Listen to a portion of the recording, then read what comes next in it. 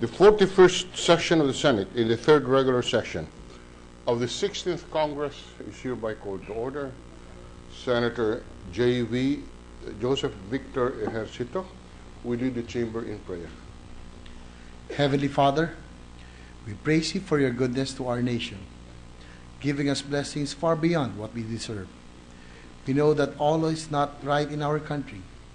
We deeply need a moral and spiritual renewal to help us meet the many problems we face.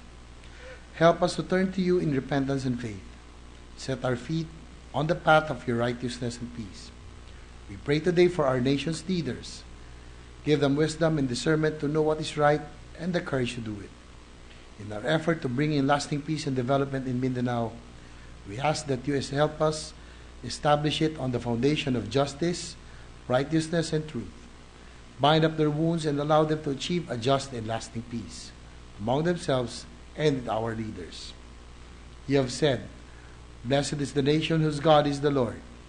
May these coming months be a new season for the Philippines as we humble ourselves and acknowledge you as our Lord and Savior, especially as we hold our national elections.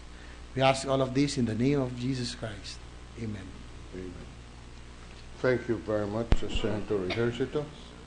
The Isaac Lopez Integrated School Choir will lead the chamber in the singing of the Philippine National Anthem. The group will also render a song entitled Pilipinas Kung Mahal.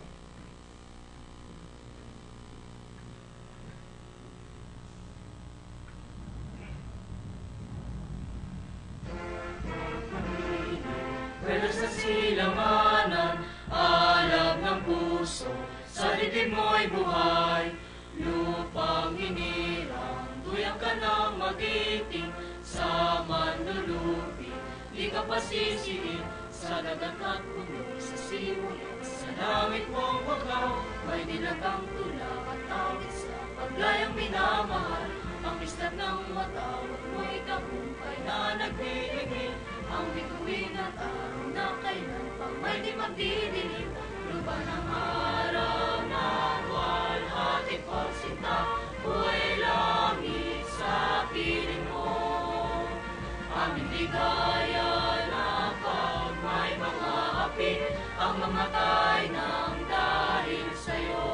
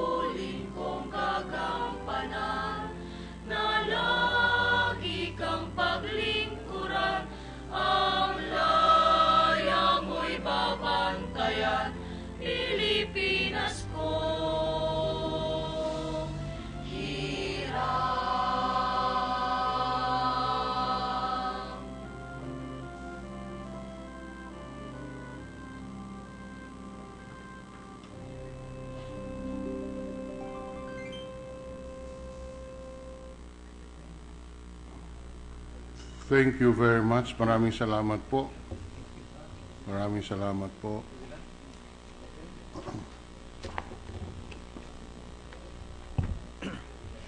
The Secretary will call the roll. Roll call of members. The Honorable Senators Angara, Aquino, Binay, Cayetano Alan, Peter Compañía Ruiz, Cayetano Pies, Defensor Santiago, Ejercito, Enrile Escudero, Estrada Gingona, Honasan Lapid Legarda Marcos, Usmeña Pimentel, Poe Recto Revilla, Soto Trillanes Villar. Senate President Drilon. Third. 2, 3, 4, 5, 6, 7, 8, 9, 10. Huh?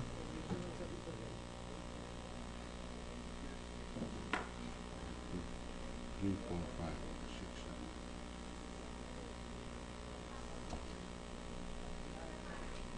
7. With the permission of the chamber, we call a 1-minute recess.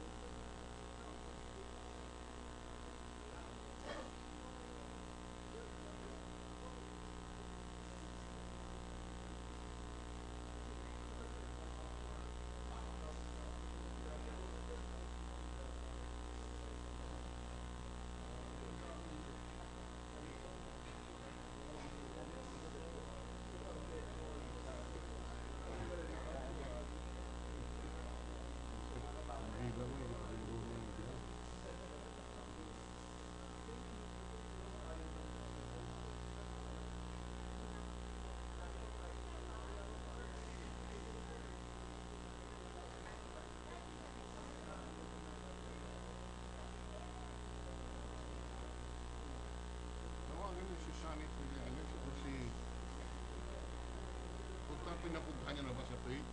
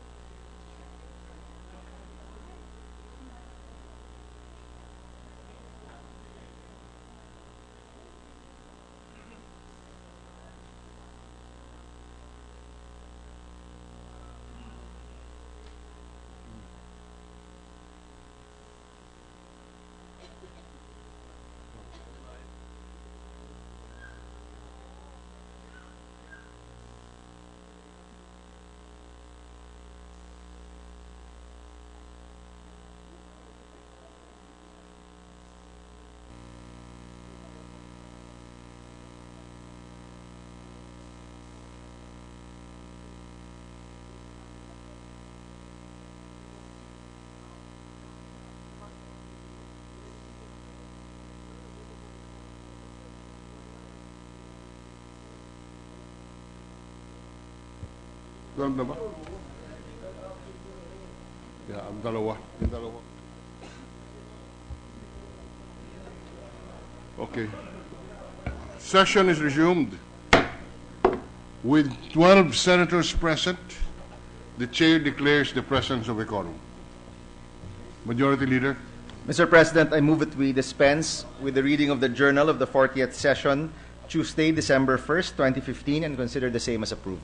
Any objection? Hearing none, the reading of the Journal of Session number 40, December 1, 2015, is hereby dispensed with, and the same is hereby approved. 1 minute suspension, Mr. President. 1 minute suspension.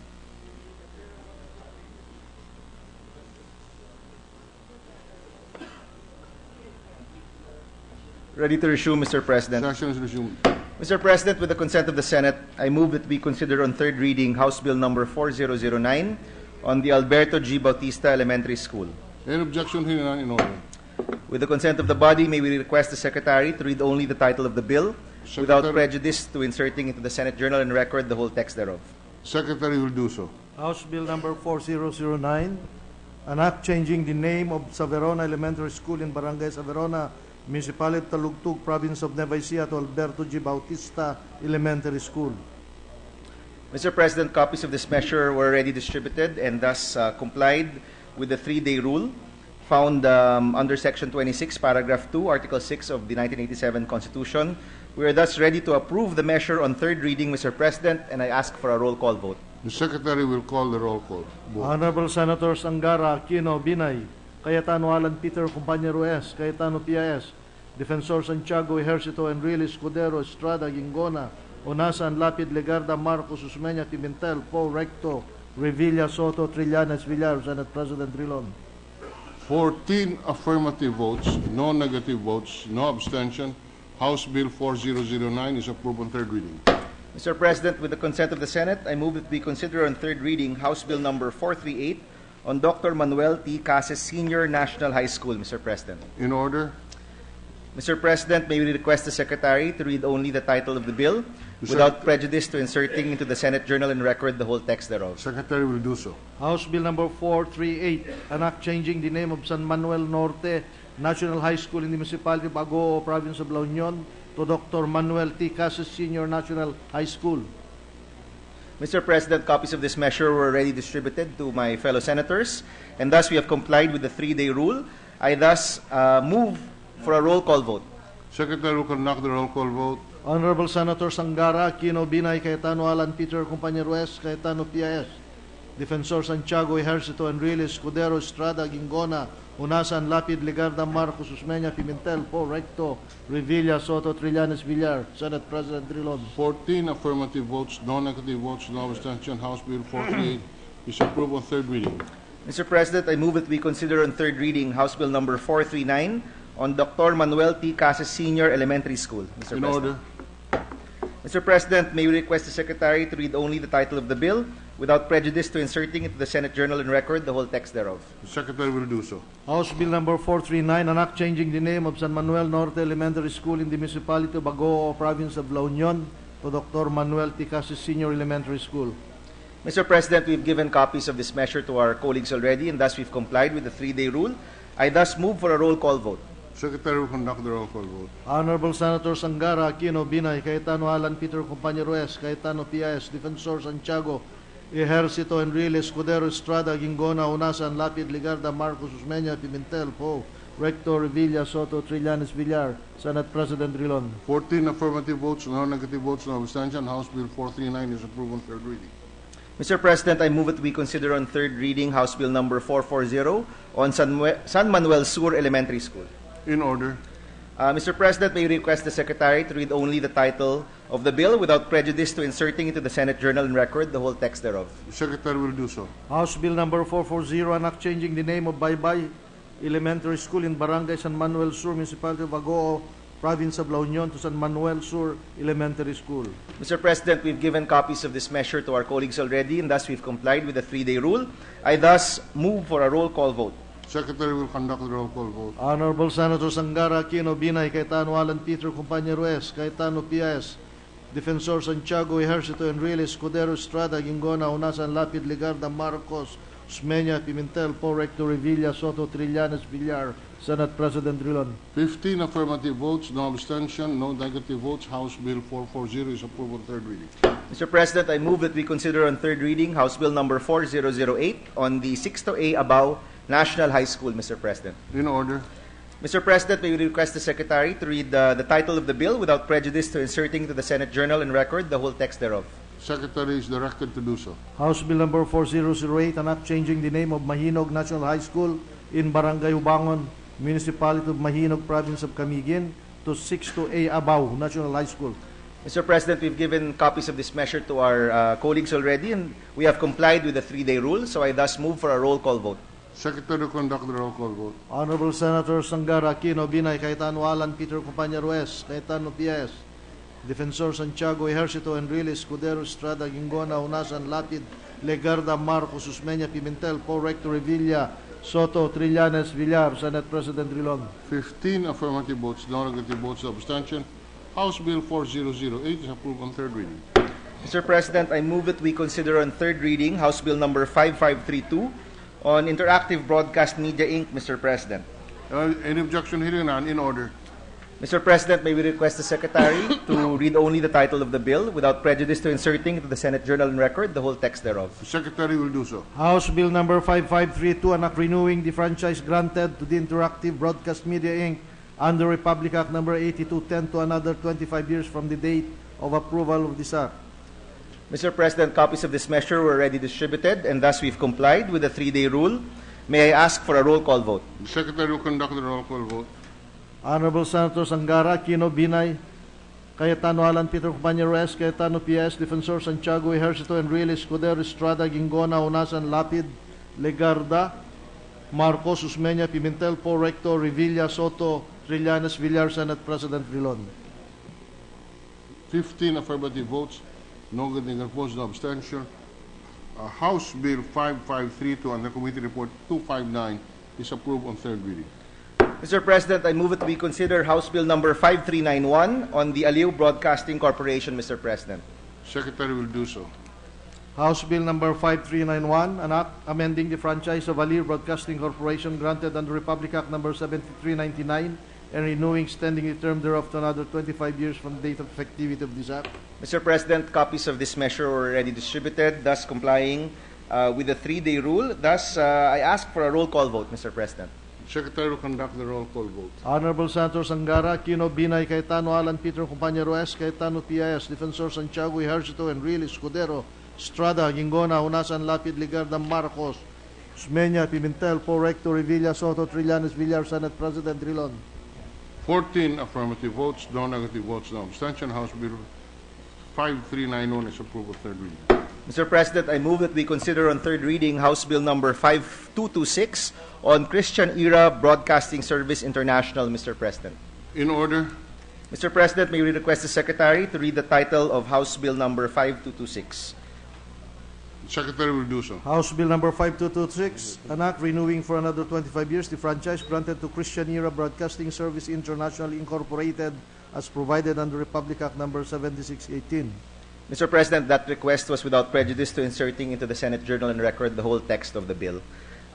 We've already distributed this measure to our colleagues, Mr. President, previously, and we have complied with the 3-day rule, so I thus move for a roll call vote. Secretary will conduct the roll call vote. Honorable Senator Sangara, Aquino, Binay, Cayetano Alan, Cayetano P.S., Defensor Santiago Ejercito, Enrile, Escudero, Estrada, Gingona, Unasan, Lapid, Legarda, Marcos, Usmeña, Pimentel, Po, Rector, Revilla, Soto, Trillanes, Villar, Senate President Rilon.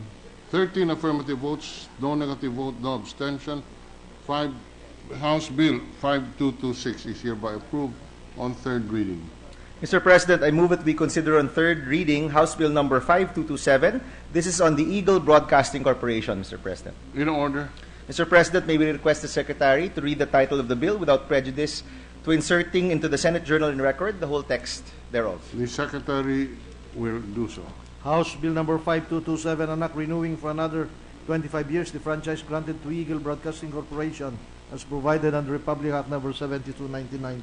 Mr. President, we've distributed copies of this measure already, and thus we have complied with the 3-day rule found in our Constitution, and thus I move, Mr. President, for a roll call vote. Secretary will conduct the roll call vote. Honorable Senator Sangara, Aquino, Binay, Cayetano Alan, Peter, Cayetano P.S., Defensor Santiago Ejercito, Enrile, Escudero, Estrada, Gingona, Unasan, Lapid, Legarda, Marcos, Usmeña, Pimentel, Po, Rector, Revilla, Soto, Trillanes, Villar, Senate President Rilon. 13 affirmative votes, no negative votes, no abstention. House Bill 5227 hereby approve on third reading. Mr. President, I move that we consider on third reading House Bill number 5531 on Radio Mindanao Network, Mr. President. Any objection? Hearing none, consideration of House Bill 5531 is in order. Mr. President, may we request the Secretary to read the title of the bill without prejudice to inserting into the Senate Journal and Record the whole text thereof. The Secretary will do so. House Bill number 5531, an act renewing the franchise granted to the Radio Mindanao Network, Inc. under Republic Act number 3122 as amended by Republic Act number 6980 for another 25 years from the date of approval of this act. Mr. President, we've distributed copies of this measure to our colleagues already. We have complied with the 3-day rule found in our Constitution, and thus I move for a roll call vote. Secretary will conduct the roll call vote. Honorable Senators Angara, Aquino, Binay, Cayetano, Alan, Peter, Companya Ruiz, Cayetano P.S., Defensor Santiago, Ejercito, Enrile, Escudero, Estrada, Gingona, Unasan, Lapid, Legarda, Marcos, Osmeña, Pimentel, Poe, Recto, Revilla, Soto, Trillanes, Villar, Senate President Trilon. 14 affirmative votes, no negative votes, no abstention. House Bill 5531 is hereby approved on third reading. Mr. President, before we move to the reference of business, we'd like to acknowledge the President of the Sangirti Panagduras Association Incorporated from San Esteban, Ilocos Sur, Mr. Alden John Serrano. Alvin John Serrano, the President of the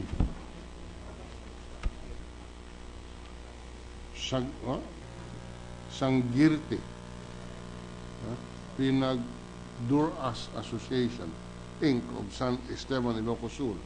The guest of Senator Marcos is acknowledged. Mr. President, I move that we proceed with the reference of business. Secretary will read the reference of business. Salamin. Committee reports.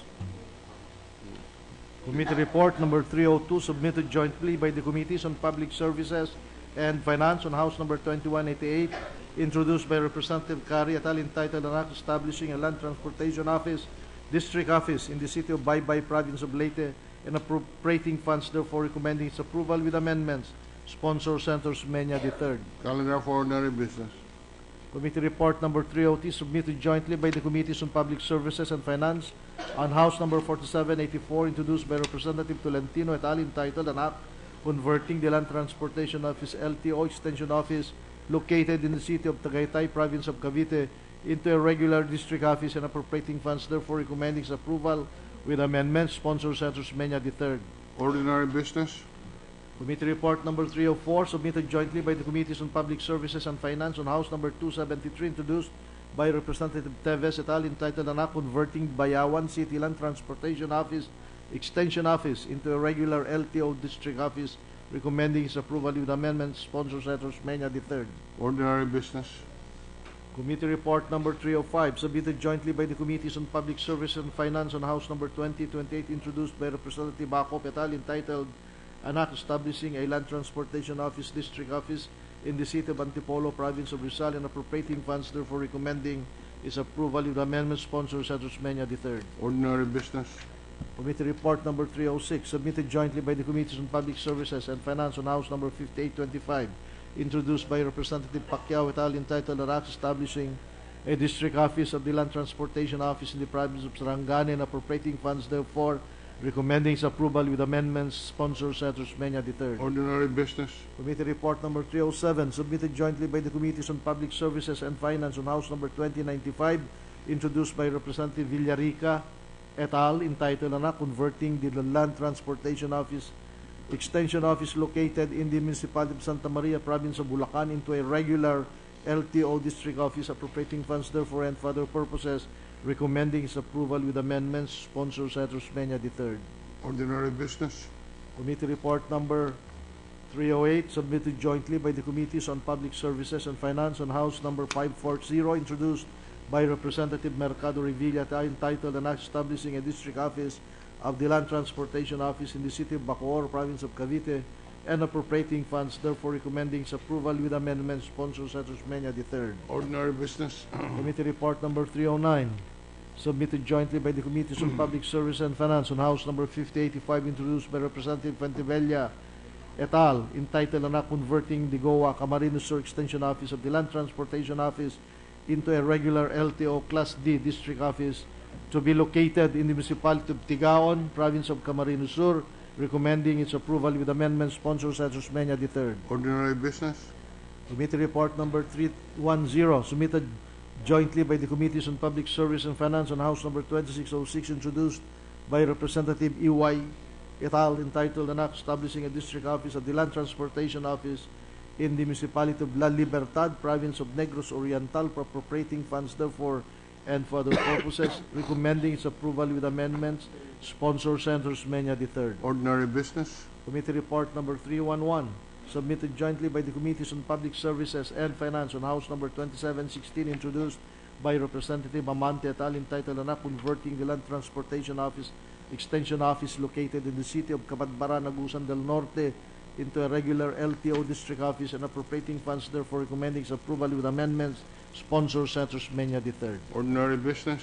Committee report number 312, submitted jointly by the Committees on Public Services and Finance on House number 4421, introduced by Representative Bautista et al., entitled An Act Establishing a Land Transportation Office in the Municipality of Malita, Province of Davao Occidental, and appropriating funds therefore, recommending its approval with amendments. Sponsor Senator Menya III. Ordinary business. Committee report number 313, submitted jointly by the Committees on Public Services and Finance on House number 4404, introduced by Representative Loyola et al., entitled An Act Establishing a District Office of the Land Transportation Office in the Municipality of Carmona, Province of Cavite, and appropriating funds therefore, recommending its approval with amendments. Sponsor Senator Menya III. Ordinary business. Committee report number 314, submitted jointly by the Committees on Public Services and Finance on House number 216, introduced by Representative Erigel et al., entitled An Act Converting the Land Transportation Office, Extension Office located in the Municipality of Bagoo, Province of La Union, into a regular LTO district office and appropriating funds therefore, recommending its approval with amendments. Sponsor Senator Menya III. Ordinary business. Committee report number 315, submitted jointly by the Committees on Public Services and Finance on House number 577, introduced by Representative Zamora M. et al., entitled An Act Establishing a Land Transportation Office in the Municipality of Nabunturan, Compostela Valley, Province, and appropriating funds therefore, recommending its approval with amendments. Sponsor Senator Menya III. Ordinary business. Committee report number 316, submitted jointly by the Committees on Public Service and Finance on House number 3217, introduced by Representative Tejada et al., entitled An Act Converting the Cabacan Land Transportation Office, Extension Office in the Municipality of Cabacan, Province of Cotabato, into a regular LTO district office, recommending its approval with amendments. Sponsor Senator Menya III. Ordinary business.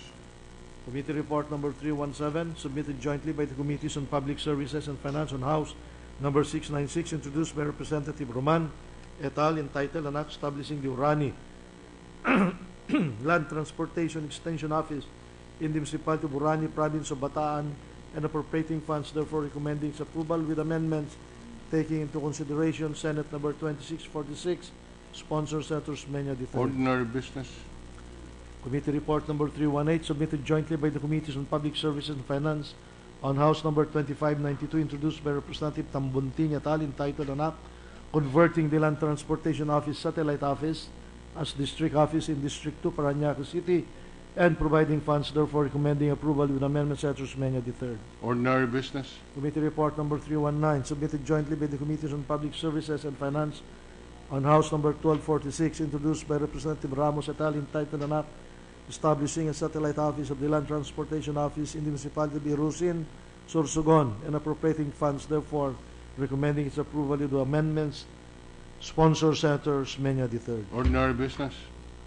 The Majority Leader.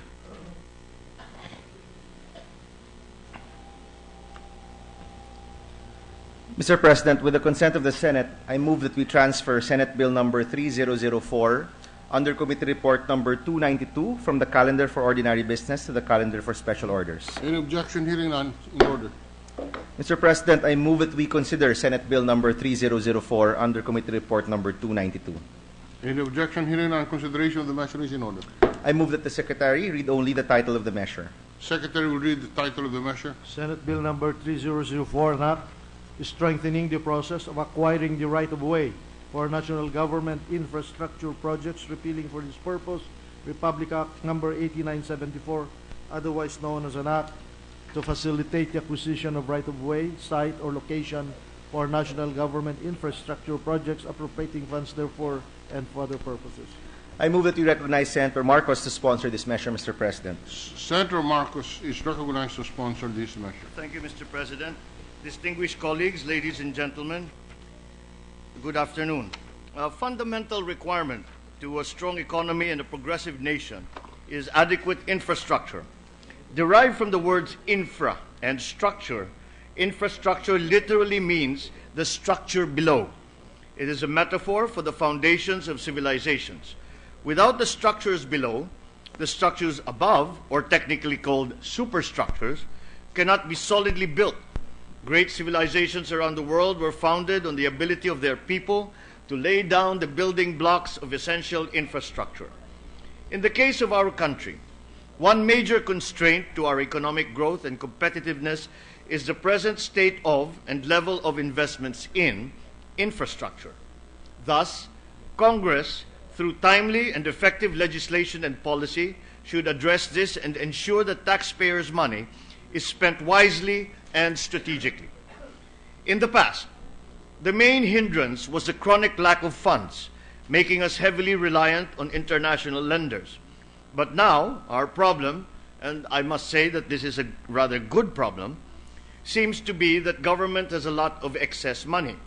While on the one hand, government was able to collect more taxes and increase the national budget allocation for infrastructure, government, on the other hand, has ironically underspent. Moreover, in our efforts to spur national infrastructure development, an intermediate issue has evolved into a huge bottleneck that likewise hampers the desired pace of our implementation. It is the problem of right-of-way acquisition. Ladies and gentlemen, it is my privilege as chairman of your Committee on Public Works to sponsor Senate Bill number 3004, or an act strengthening the process of acquiring the right-of-way for national government infrastructure projects, repealing for this purpose Republic Act number 8974, otherwise known as an act to facilitate the acquisition of right-of-way, site, or location for national government infrastructure projects, appropriating funds therefore and for other purposes, under Committee Report number 292. Delays in right-of-way acquisition involving infrastructure projects were precisely sought to be addressed by the enactment of RA number 8974 back in the year 2000.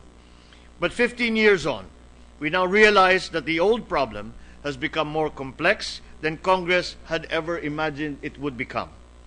Back then, right-of-way acquisition was envisioned as an easy and convenient process that could be concluded by mere payment to the landowner of just compensation.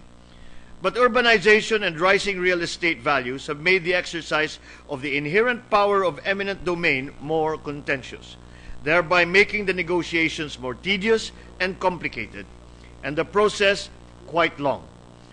In the view of landowners, what is supposed to be the ideal just compensation, as guaranteed by the Constitution, has been reduced to a mere token compensation and worse, perceived as unjust. Because of disagreements as to the sale price, which more often than not falls below the current market value of the property, the landowner naturally is constrained to reject the offer of the government. Thus, the government is impelled to improve its offer as close to the prevailing market price as possible. However, for lack of mechanism under the law, implementing agencies have been reluctant to pursue this course of action for fear of a COA disallowance or of an ombudsman complaint. Moreover, the agencies do not have in-house appraisers, and the current law does not expressly authorize the commissioning of third-party appraisers. Hence, both the landowner and the government would rather fight it out in court rather than lose the property through an unfair bargain or risk administrative charges, respectively. In about 90% of right-of-way acquisition cases, the landowners and the agencies found that it was expedient to let the courts decide the matter via an expropriation case filed by government. However, the expropriation process entails a long-drawn litigation battle that frequently requires more than a year to terminate.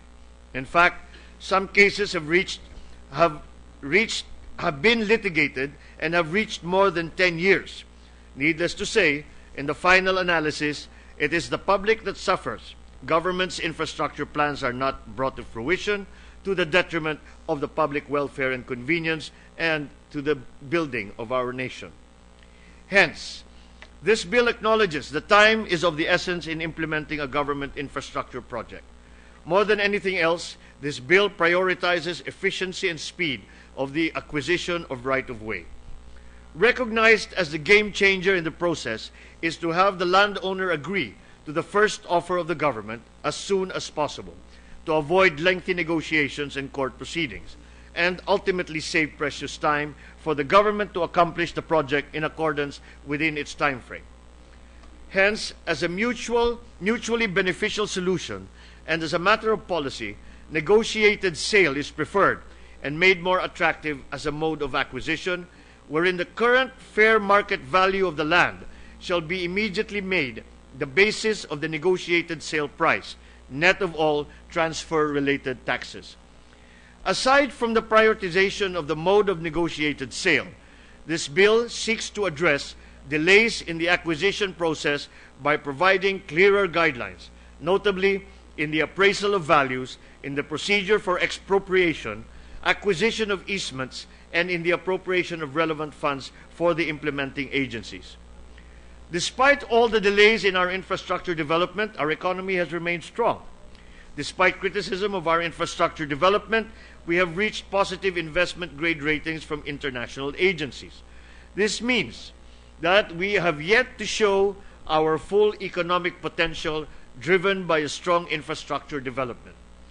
With the surplus savings that we have accumulated and underspent, there is neither reason nor excuse now to invest wisely and efficiently on infrastructure development that will stimulate economic activity, reduce unnecessary costs of doing business, foster productivity and public convenience, generate employment, increase revenues and income, and ensure the greatest good for the greatest number. Government has the vision, the plans, as well as the funds. The private sector has the capability and expertise. This proposal is on the priority list not only of the Legislative Executive Development Advisory Council, but also of the leadership of our esteemed Senate President.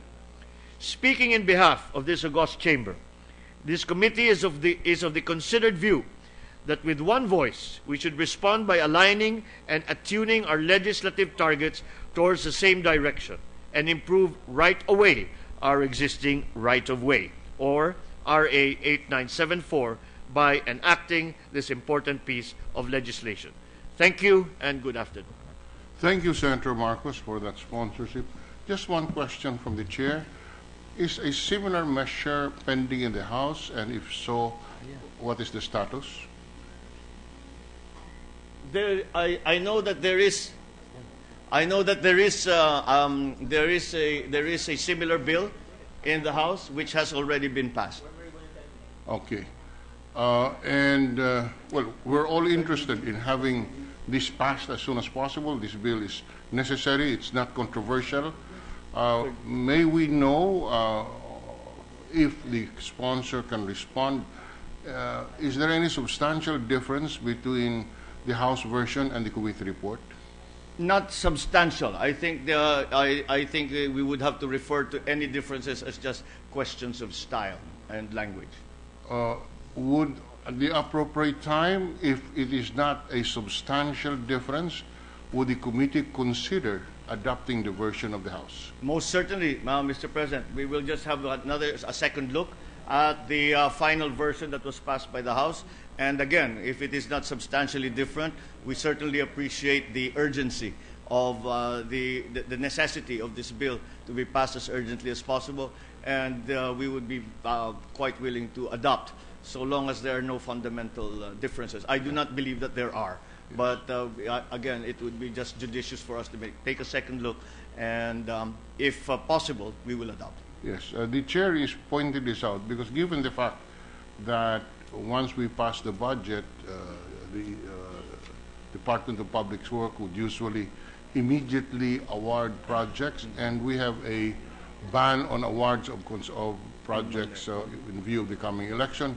So the chair is quite keen on being able to pass this bill as soon as we can if there are no substantial differences. And as I said, this kind of bill is really for the good of our infrastructure program and should not invite much of a controversy.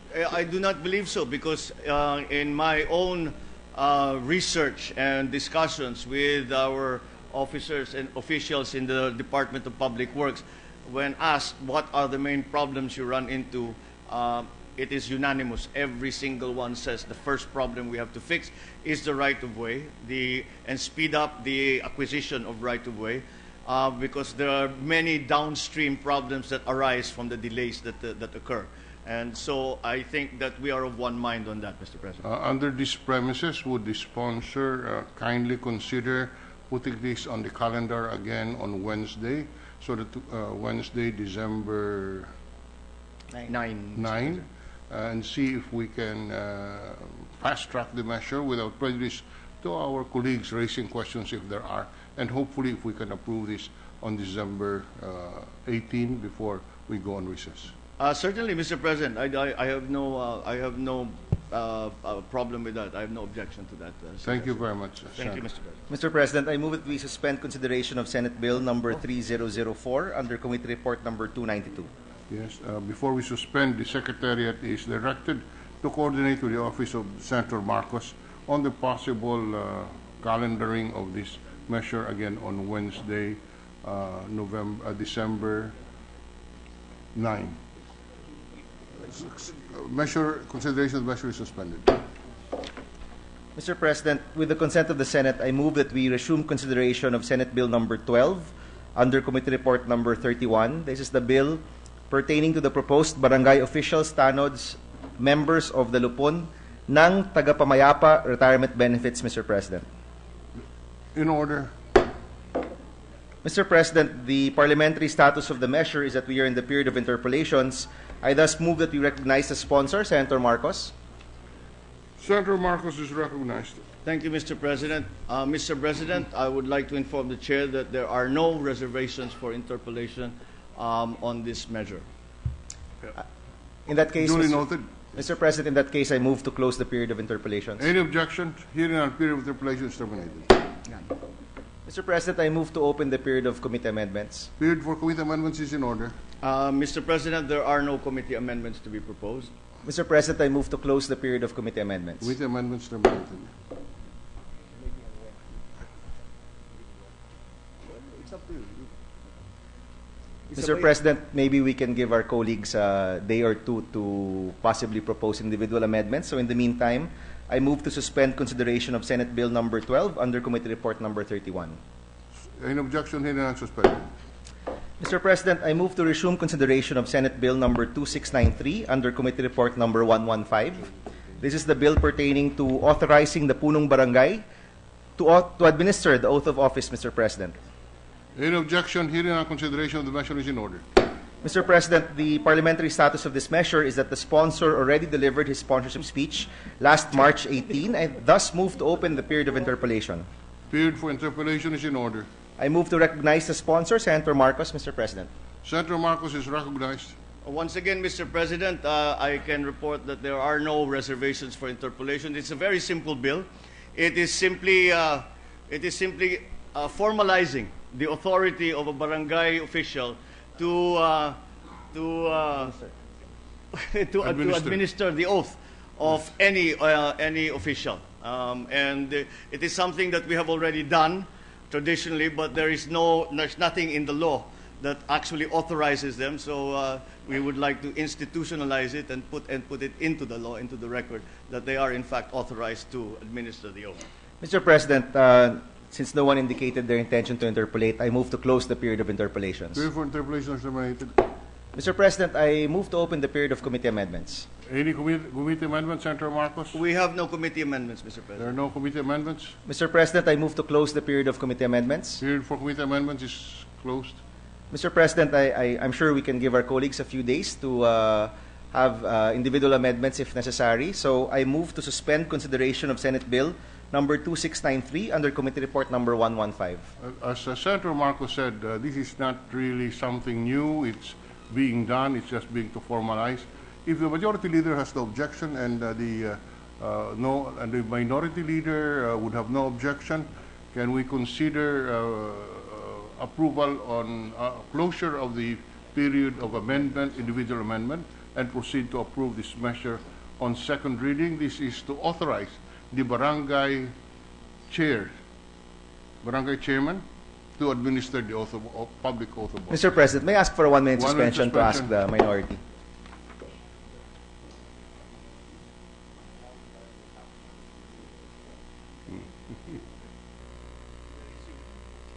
Ready to resume, Mr. President. Session is resumed. Mr. President, the minority floor leader graciously acceded to the request of the Senate President, so I withdraw my motion to suspend consideration of Senate Bill number 2693 under Committee Report number 115. Instead, Mr. Motion is President, withdrawn. Mr. President, I move to open the period of individual amendments. Period for individual amendments is in order. Mr. President, no senator indicated their intention for individual amendments, so I move to close the period of individual amendments. Yes, because we really need this law after the election of May 9. It has become the practice, Mr. President, but strangely enough, although we have many of us here in various guises have sought the services of our punong barangays for to administer our oaths, we have not authorized them formally, and so I think it is time that we do that. I can already imagine Senator Marcos making that pledge. Anyway. I look forward to that, Mr. President. Thank you for your support. All right. What is the motion? There's a motion to close the period of individual So amendments. Mr. President, I move to approve this measure on second reading. Any objection? Hearing none, Senate Bill number 2693 under Committee Report number 115 is hereby approved on second reading. Mr. President, I move to suspend consideration of Senate Bill number 2693 under Committee Report number 115. So suspended.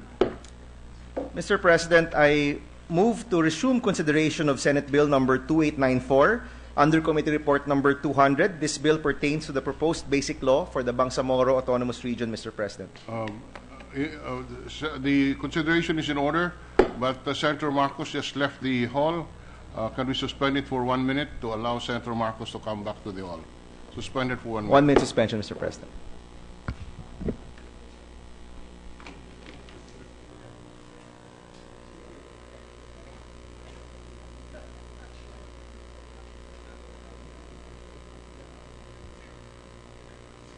Just go to the bench room. BBL. Move to resume, Mr. President. Not yet. There is a superior motion to suspend.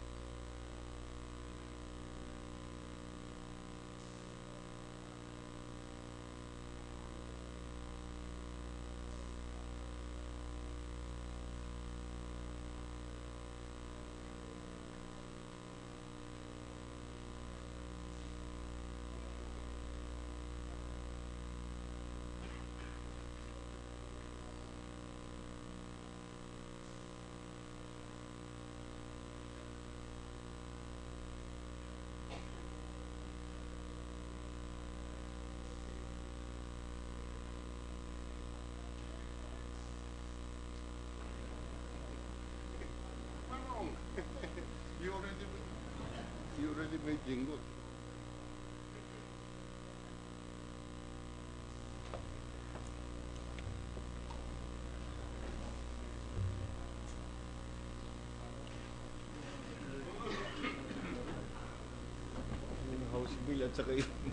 Ready to resume, Mr. President.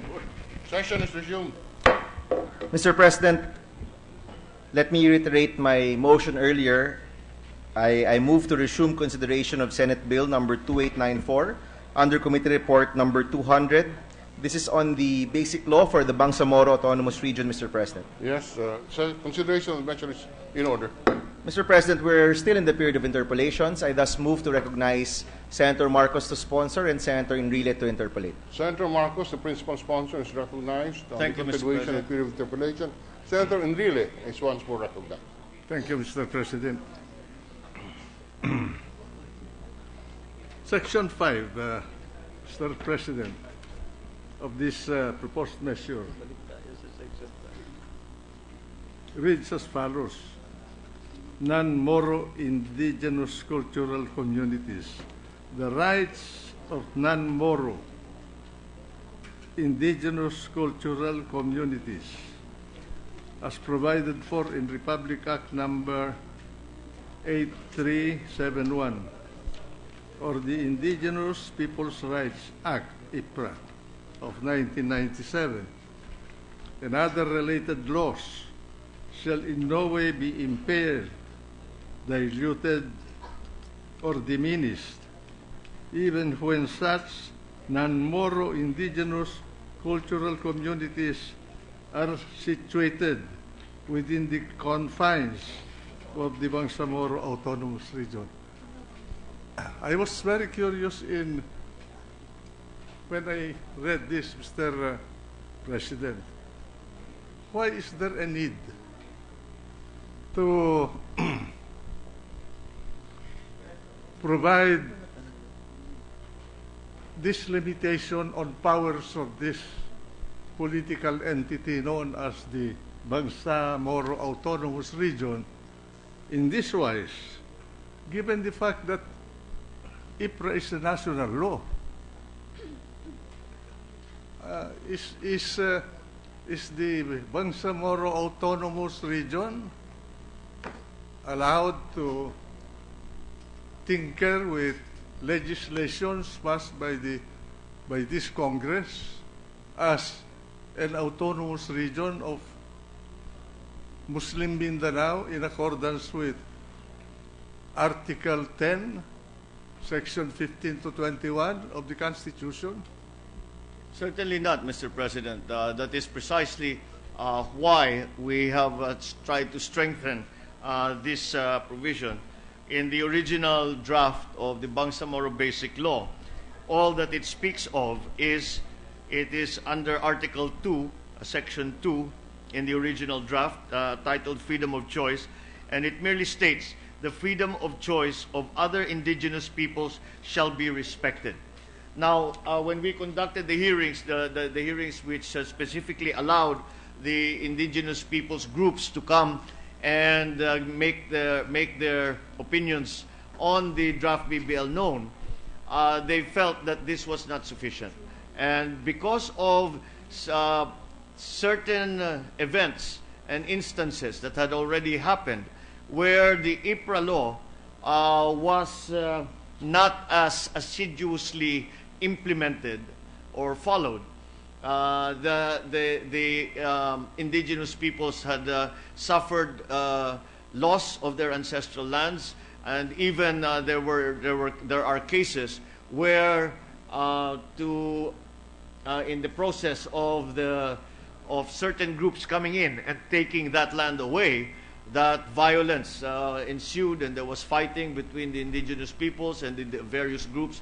And so they had asked us to make it very, very clear that the IPRA law still applies even inside the Bangsamoro Autonomous Region, and that the Bangsamoro government could not interfere, could not somehow amend or repeal or ignore the rights that are granted to the indigenous peoples in the Bangsamoro Autonomous Region.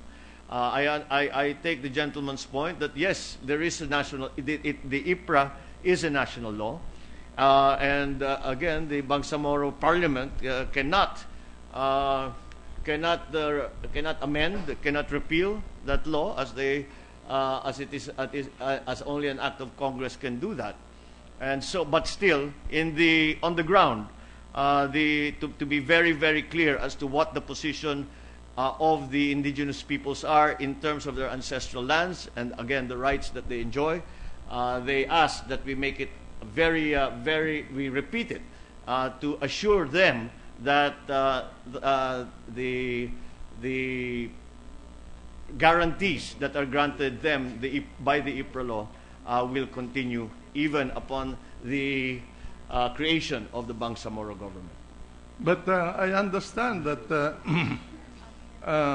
in spirit, this proposed measure or proposed political subdivision of the Republic, which is now going to be called Bangsamoro Autonomous Region, is in fact embracing the non-Islamic indigenous people living in the territory that they are asking to compose the territorial domain of the Bangsamoro Autonomous Region. And why don't we just make a general provision that the Bangsamoro Autonomous Region, the parliament of the legislative body, rather, better still, the Bangsamoro Autonomous Region and its organs cannot in any way amend, revise, or impair any national laws passed by Congress. If we could put in language, I would certainly agree with that, Mr. President. But that is why we have, there will be instances further along in the substitute bill that will have the same assurances, the same guarantees when it comes to the local government code, when it comes to monetary policy, when it comes to all of these areas, which in the original draft BBL, it would seem that the original draft would allow somehow the Bangsamoro Parliament to make those amendments of national law. And so again, because this was of great concern to many quarters, not just the indigenous peoples, but also local governments, also the Department of Finance, again, there are many instances of this. We wanted to repeat and to make sure. It may be redundant, but it serves, again, since, as I have explained, this is not only a legal document, it is also a political one. And to make an assurance to those groups that the national law that applies to them will be respected and will be followed by the Bangsamoro government. Well, I'm already actually anticipating an issue that I will raise when we discuss the question of power.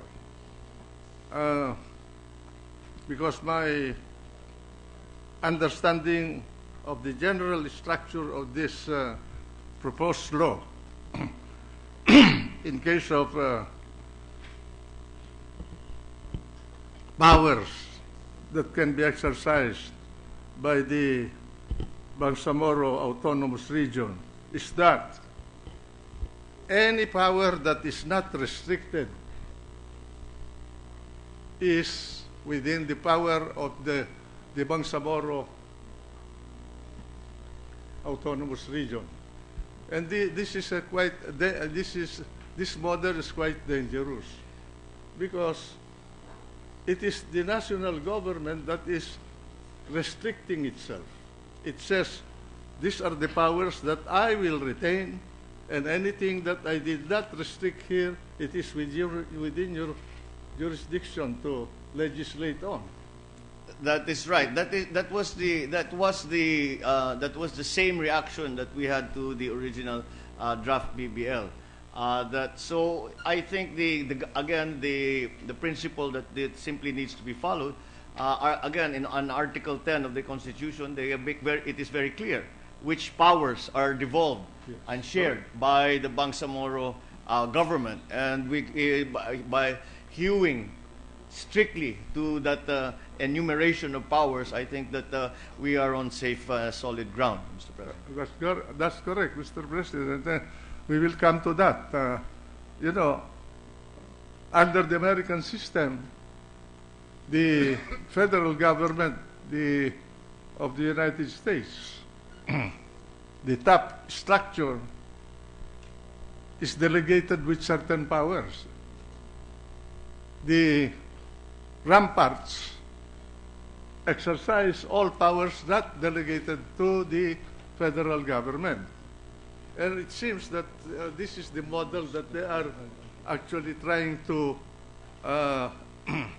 copy, except that in the case of this proposed law, the national government will be the one saying, I will reserve all these powers, and anything that I did not reserve or I did not restrict is within your power to exercise, which I think is quite very liberal. So we will come to that. And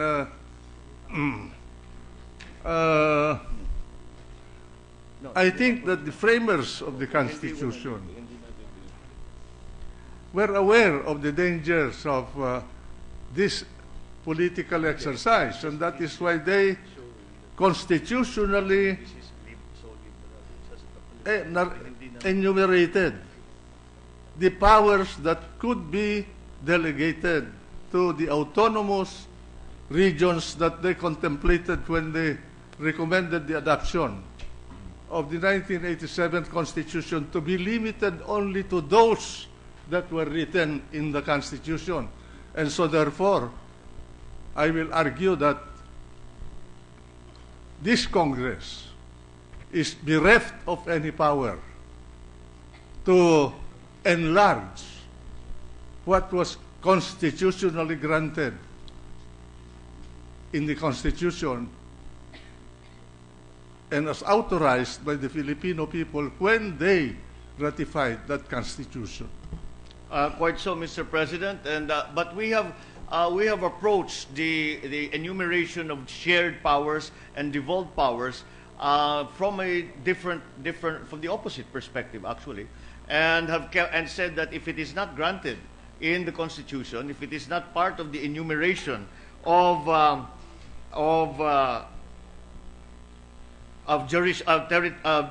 jurisdiction, that the Organic Act of Autonomous Region cannot provide for legislation on anything that is not enumerated in Article 10, Section 20. But to return to the question of the indigenous peoples and the IPRA law, the question is, if you will note in Section 20, the number 3 in the enumeration of powers is ancestral domain and natural resources. The fear was that this would lead to some confusion, because in the Constitution, I believe it is what is being referred to are the ancestral lands of the Bangsamoro people, whereas in IPRA it is the ancestral lands of the indigenous peoples. So there may be an instance where the interpretation would be that this power over ancestral domain and natural resources would include the ancestral lands of the indigenous peoples, and hence, once again, we chose to clarify it to assert that the IPRA law and the privileges and recognition that it grants the non-Moro indigenous peoples in the Bangsamoro Autonomous Region are respected and maintained. Well, that is precisely what I'm concerned about, because unless we identify what are the ancestral land of the indigenous people, there will always be a conflict. And conflict of land is always a very touchy matter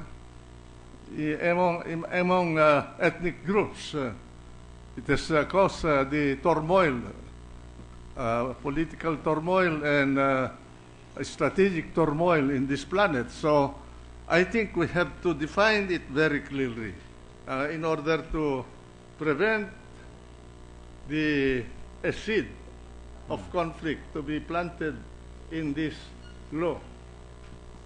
Perhaps, Mr. President, we could make clear the distinction between the ancestral domain of Bangsamoro people and the ancestral lands of the indigenous peoples. And but again, the fact that the word ancestral belongs to both definitions, that would lead to that may lead to some confusion with various interpretations to benefit whichever side of the conflict is making the argument. This is a very clever way of drafting a law, or the proposition that they were presenting is quite cleverly thought of, because before they were converted to Islam, they were indigenous people. Everybody in this land is indigenous in the beginning, and so they can equally argue later on when we are no longer around. We're not talking here of just a year, a decade, or several decades, but for all times, for as long as the Republic and that area exists. So they could equally argue that, well, that is why we included the indigenous people in these areas, because we were once upon a time a part of them. And so therefore their land as well as our land merge. They are identified one as the other. So this will be a source of problem. I think the gentleman has hit the nail on the head, and we will be reduced to arguing over who is more indigenous than Correct. the other, who came first. In other words, Yes. and the discussions that we have had was again we came to that point when some of the proponents of the original draft would say, but the Bangsamoro people, as we have defined them, are the indigenous people in Muslim Mindanao. And of course, the tribal groups, the IPs, the non-Moro IPs, then argued in return, saying that, but we were there before you were, before Islam was there, and therefore we cannot be defined as Bangsamoro people, and we have ancestral lands, and our ancestral lands and the recognition of our ancestral lands must be respected. And that is why we made a distinction between the non-Moro indigenous peoples and the Bangsamoro people, because to an extent an argument could be made that the Bangsamoro people, as has been defined, can be regarded as indigenous peoples as well. And exactly this is precisely where the confusion started to manifest itself. And again, that is why we tried to make it very clear that the non-Moro indigenous peoples and the IPRA law that protects them and their ancestral lands and their culture are recognized.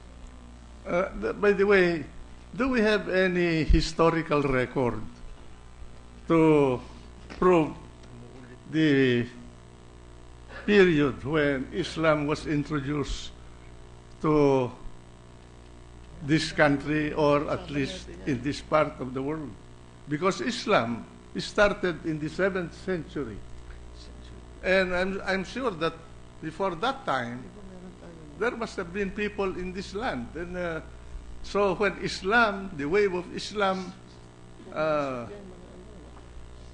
burned Europe as well as Central Asia, Asia and Southeast Asia with their faith, they found these indigenous people and converted them.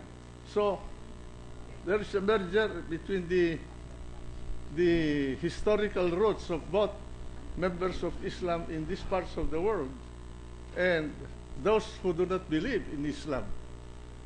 I think the date that the period rather that can be used as the beginning for the increasing influence of the Muslim faith in southern Mindanao can be traced back to the influx of these religious influences into Muslim Mindanao. Subsequent to that was the conversion of the locals, and I believe that was the process. I am trying to look back on our notes because this was something that we discussed also to try and find exactly what that date. The Islamic historians have nailed down the precise, well, at least the area, the period in which what records we have show that Islamism began to enter into what we now know as the Philippines.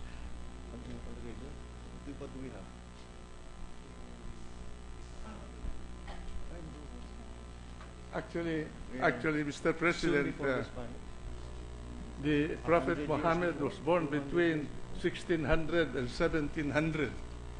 That was the birth of when he became an adult. He started advocating Islamism, and it spread into Europe, it spread into Central Asia, some parts of Southeast Asia, while Christianity came to us only in 1521. That's right, Mr. President. So I have. They were ahead. We have a very rough period, and the best that we can do for now is that the Islamic scholars tell us that with their study, the Islam started. The Muslim faith started to come to be influential in southern Mindanao, southern Philippines in the 14th century. But of course, the indigenous peoples will claim that, and I believe that they are correct to do so, that they were already here. 14th century. In the 14th century. So that was just before the Spanish came in. Ottoman Empire. I believe that probably, yes, it was still the Ottoman Empire that was exerting its influence. They came because of the spice trade. That's right, Mr. President. Anyway, now, another thing, Mr. President, is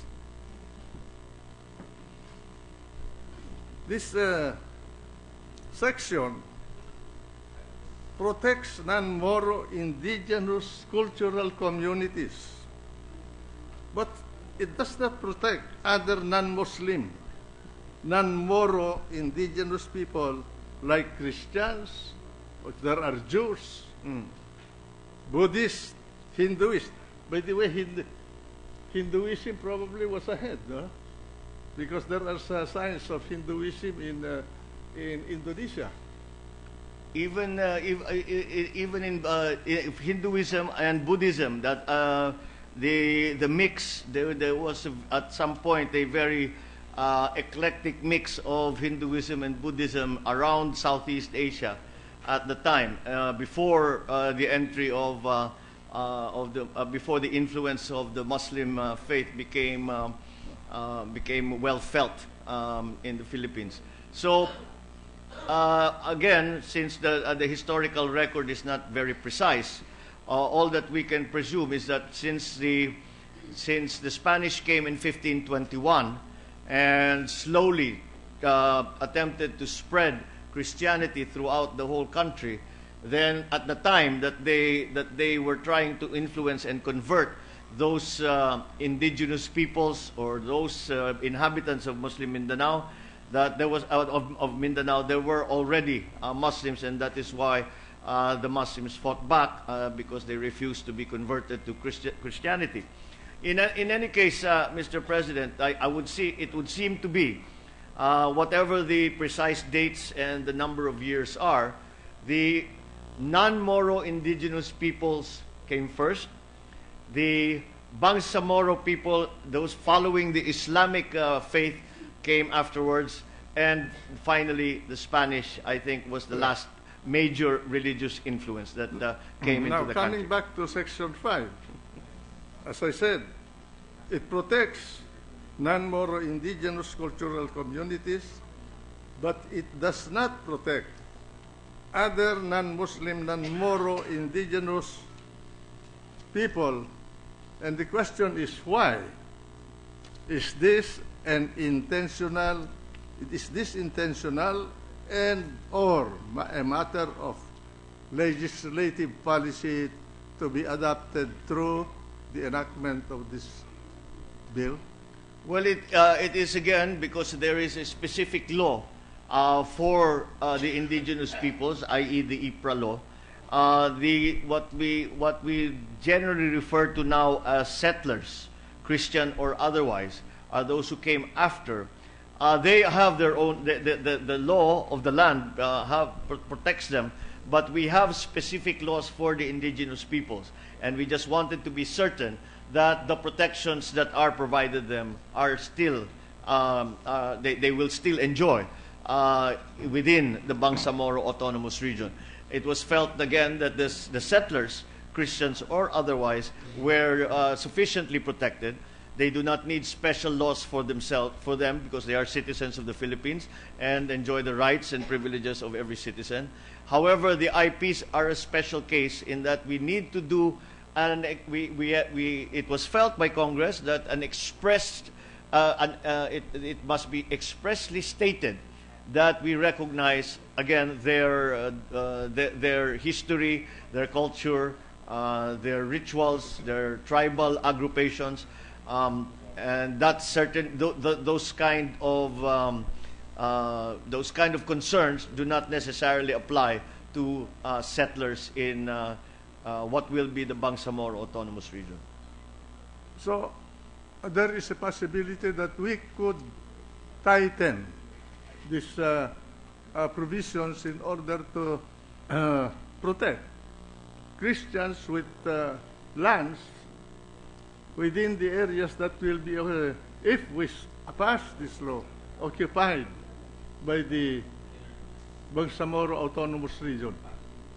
If we would like to go back to the IPRA law and amend it in such a way that it is a more robust in its express recognition of the special case of the indigenous peoples, then certainly that would, I think it would. I'm concerned about the Christians. In Maguindanao, there are Christians. In Lanao, there are also some spate of Christians. Even in Basilan, especially, the town of Isabela, the city of Isabela, and Lamitan. That is why, Mr. President, the provision that defines the Bangsamoro identity seems to it has been inferred by many that the fact that there is a definition means that they again will enjoy greater privileges than non-Bangsamoro within the Bangsamoro Autonomous Region, and hence this restatement and this that's why we felt we needed to stress, restate exactly that that is not the case. That despite the fact that there is a definition, a category for Bangsamoro people, it does not accord them any special status in the law. even within Bangsamoro Autonomous Region. That is, you're correct, but there is a deeper significance in that provision dealing with the identity of the Bangsamoro people, because a nation is identified by its non-ethnic or religious identification mark, if I may use the word mark. That is precisely the problem in the past, in Europe, elsewhere in the modern world. They have to eliminate the American Indians and the South American Indians to remove the identity of these people. And now we are ourselves identifying a particular group and consider it a nation inside the republic. That is why, Mr. President, we have sought to remove any possible interpretation of the basic law that would define the Bangsamoro Autonomous Region as somehow with a state within a state. A great deal of the changes, the amendments that we have made, are precisely to address that misgiving, that concern that was expressed by not only legal experts but many other sectors who live within and around the proposed Bangsamoro Autonomous Region. It is anyway, it was the fundamental problem of the Anyway, Bangsamoro Basic Law. when we come to the proper at the proper time, we will come back to this issue of identity. Now, Mr. President, am I correct in my understanding that the rights and privileges of non-Islamic people living in the area being proposed as the area of the Bangsamoro autonomy would be respected and governed by the Bill of Rights of the Constitution? We must insist that it is.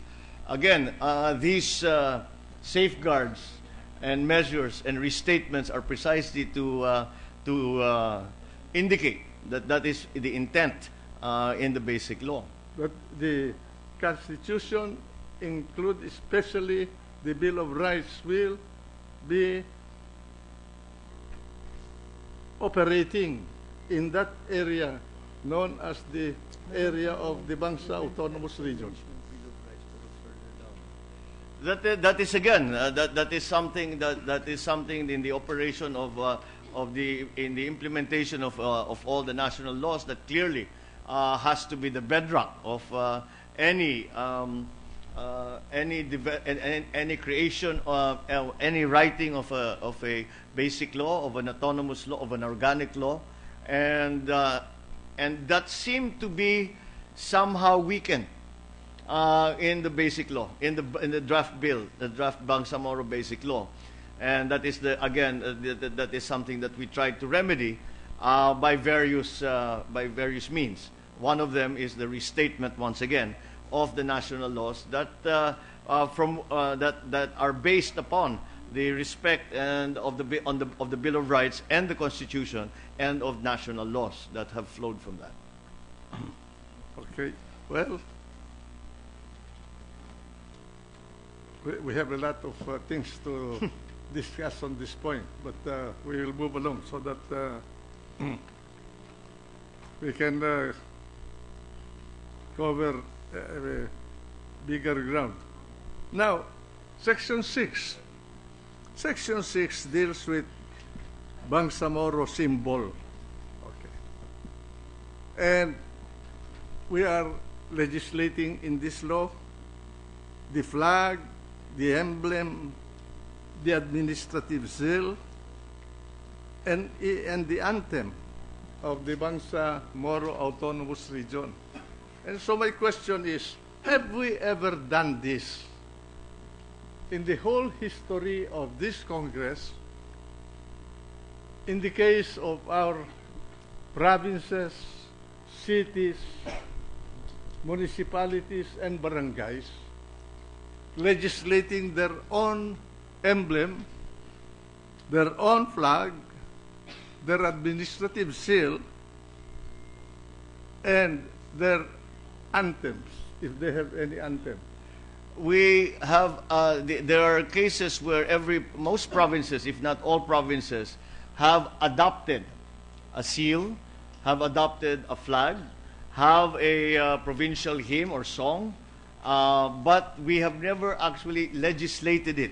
But we felt that it was allowable because the Bangsamoro Autonomous Regions enjoys being an organic law. This being an organic law, the creation of the Bangsamoro Autonomous Region and its government enjoy, shall we say, a place, the aforementioned asymmetry that we keep hearing about, a place that is, if the national government is at the top of our government structure, the local governments occupy their place.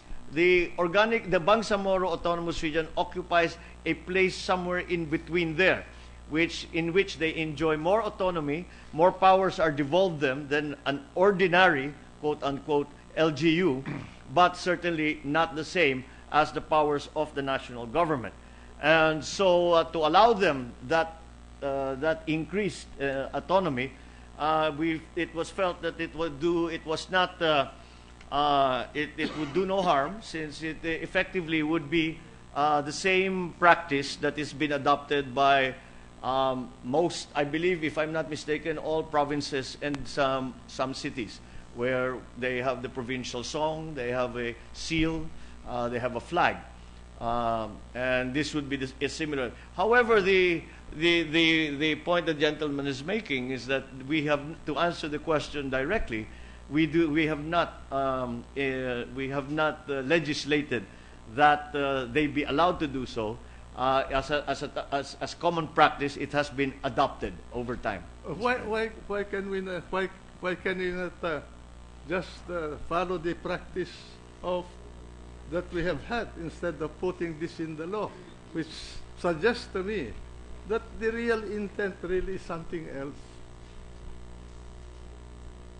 Well, Mr. President, I think that, again, since it is a common practice with other LGUs, it will not make in any way the Bangsamoro Autonomous Region distinct or threaten in any way the position of the national government vis-a-vis the Bangsamoro Autonomous Region. However, the fact that it is being legislated, perhaps therein lies the difference, and I do not see that it would be necessary. I think perhaps I can only surmise that it is an expression of the additional autonomy that the Bangsamoro region enjoys. Well, on the other hand, other audiences that observe us as a national community might take the impression that we have indeed recognized the existence of a separate nationality within our republic and invested them with the trappings of a state, even though this bill is silent, because only states have flags to symbolize the sovereignty of the nation. That's the symbol of the nation. We die for that flag. We have a national anthem which have been sung before we open the session this afternoon. And then we have the seal. that is impressed on our official historical documents in order to establish the continuity of our people, and so many other things. Now, if we are going to give all of this, then in effect, we are building the aura of a nation, of a state, although it is tied up with us in a strenuous manner. Well, And if they have the economic strength and military strength in some future time, then they'll say, you are the ones who gave us all of this. You recognize us. You were the first to recognize our identity, our separateness from the whole, and now we say goodbye. It is that possible that the possible will be possible in the future that from the reading once again of the proposed draft BBL that it would be allowable or possible, or it would encourage the Bangsamoro government to assert its independence from the Republic of the Philippines, and that's why we have tried to put in the safeguards. To return and expand on the point of the practice of local government units, the difference in what we have in the local government code is in the local government code it states the local government units may continue using, modify, or change their existing corporate seals. They may create their own corporate seals. It shall be registered in the Department of Local Government, and any change should be approved. And any government entity, including the military, this is RA 8491, may adopt appropriate coat of arms, administrative seals, logo, insignia, badges, patches, and banners, and initiate awards, orders, or declarations as may be authorized by Congress or the Office of the President. In this case, we are in this form of legislation, the language is much more assertive. The Bangsamoro Parliament in Section 3, it reads in the original, the Bangsamoro Parliament shall adopt the official flag, emblem, and anthem of the Bangsamoro. This has been amended to read now in the substitute bill. It is mandatory. Yes, it is mandatory, Mr. Yeah. President. That is the essential difference. Maybe we should follow the wording of the local government code. We can very easily change shall to may, Mr. President. All right. Now, my question is,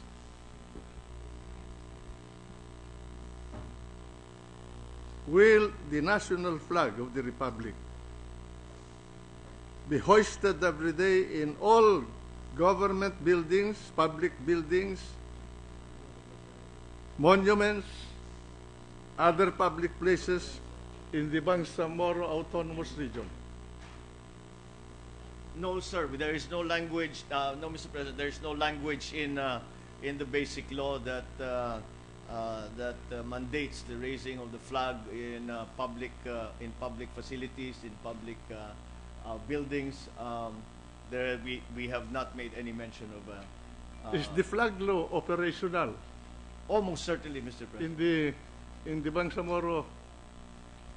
Yes, Mr. President. Of course, it is a national law, and No, if it's operational, that is what the flag law says, that the flag must be hoisted in public buildings. Furthermore, Mr. President, it must fly higher than any other flag. Correct. That's right. And that certainly would still apply to the Bangsamoro Autonomous Region. I assume that given the tendency of these autonomous regions as a higher level of being a political subdivision of the Republic, that they will also have parades, have some political activities. And if so, if their flag is hoisted and the Philippine flag as provided in the flag law must be also hoisted, which flag has the place of honor? Well, Mr. President, the flag law would still apply, and no other symbol or flag can fly higher than the national flag, and the place of honor belongs to the Philippine flag. So the flag of the Republic must always have the place of honor. That should certainly be the case, Mr. President. In the singing of the national anthem, their anthem and the anthem of the Republic, which will be sung first? The national anthem would be sung first. The national anthem. Do they register coastwise or ocean-going vessels? No, Are they authorized to do that? They do not have that authority, Mr. President. They do not have the authority to register. They cannot flag. They cannot flag their vessels that ply international waters as a Bangsamoro vessel. It can either be Philippines or any other flag to any other sovereign nation. But within their assigned waters, they have a coastwise trade. Well, it would be akin. We would then fall back onto the identification of boats that are registered within a certain municipality. As I'm sure the gentleman knows, the color scheme, for example, of bancas that are registered in a certain municipality, that can be mandated, so they are clearly identifiable as having registered in a certain town, in a certain city, in a certain, and that would be again what we would apply when they are local, when they are, for example, local fishing boats that only ply local waters and not international waters. Thank you.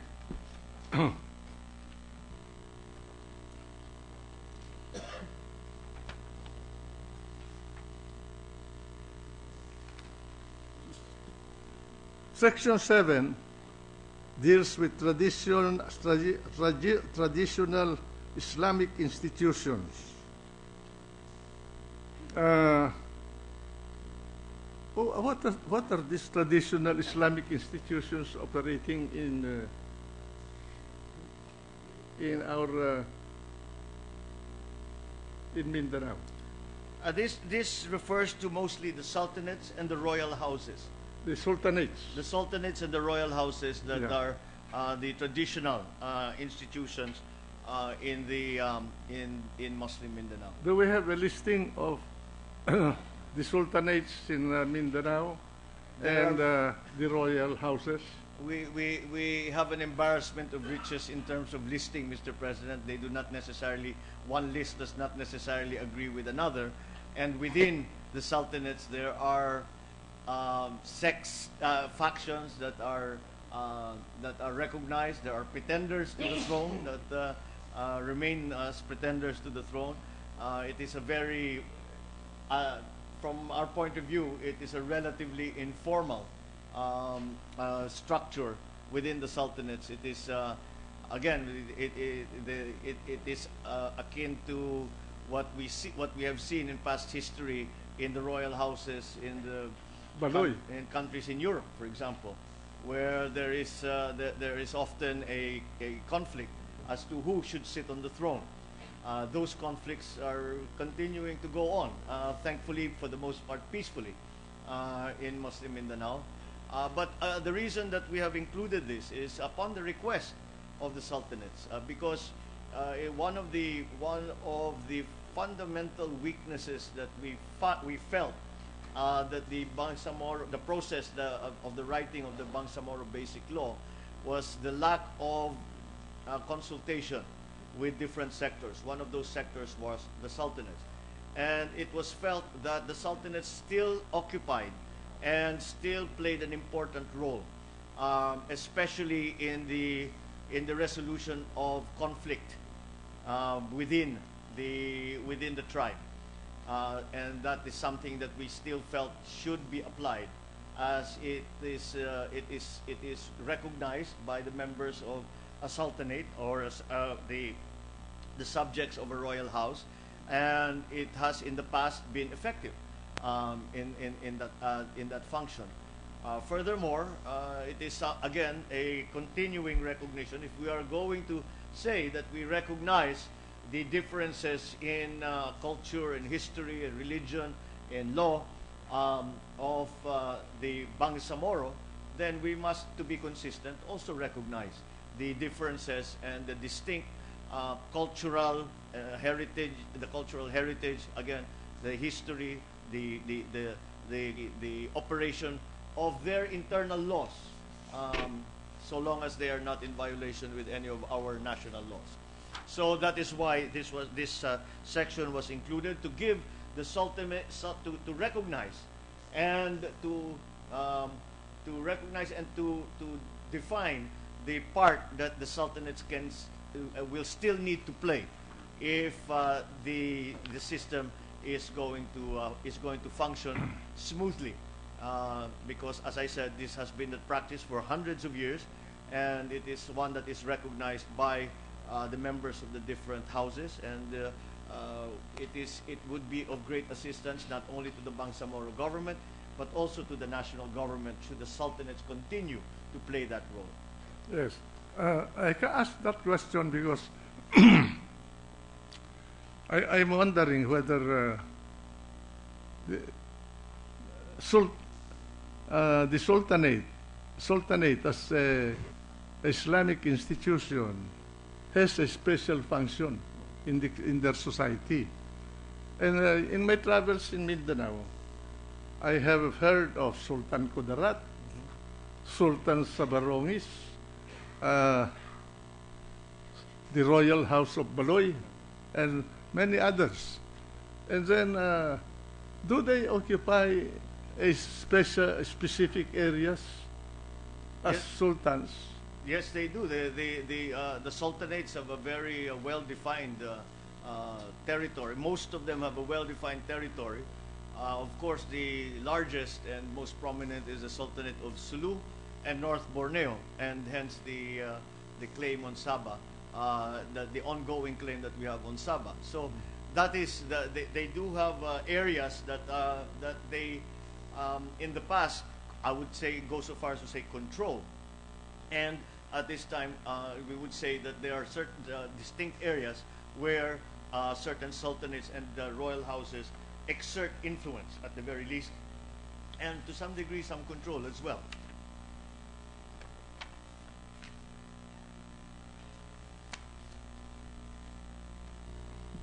Mr. President, may I request that I'll stop my interpellation.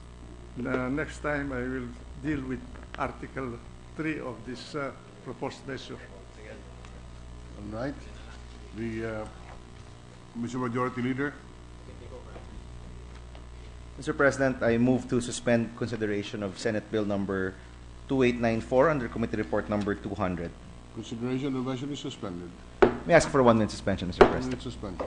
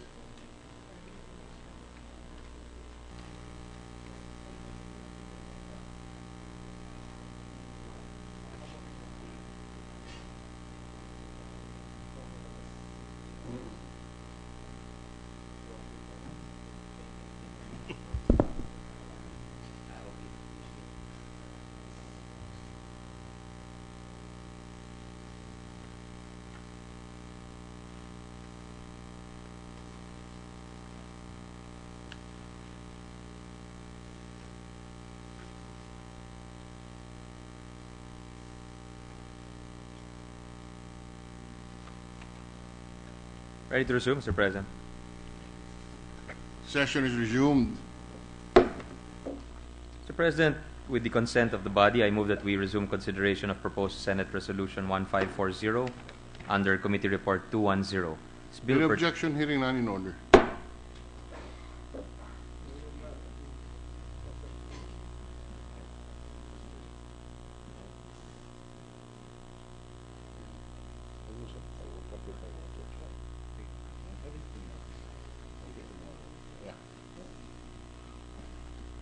Mr. President, the parliamentary status of the measure is that we are in the period of interpellations. I move that you recognize the sponsor, yours truly, Mr. President. Senator Angara is recognized. Mr. President, there are no other members who wish to interpellate. I move that we close the period of interpellation. Any objection? Hearing none, the period of interpellation on Senate Resolution, proposed Resolution 1540 under Committee Report 210 is hereby terminated. I move that we suspend consideration of the proposed Senate Resolution 1540. Is I move there that we any suspend. committee amendments? None, Mr. President. If there are no committee amendments, if there are no more, none of our colleagues would want to interpolate. Shall we open the no amendment? In that case, Mr. President, with the suggestion of the presiding officer, I move that we open the period of committee amendments. Any objection? Hearing none, approved. There are no committee amendments, Mr. President. I move that we close the period. There is a motion to close the period of committee amendments. Any objection? Hearing none, approved. Move that we open the period of individual amendments, Mr. In President. order. Likewise, there are no individual amendments, Mr. President. I move that we close the period of individual Is amendments. there any objection? Hearing none, the period for individual amendments on Senate Bill 1540 is terminated. I move that we suspend consideration of proposed Senate Resolution 1540, Mr. President. Any objection? Hearing none, approved.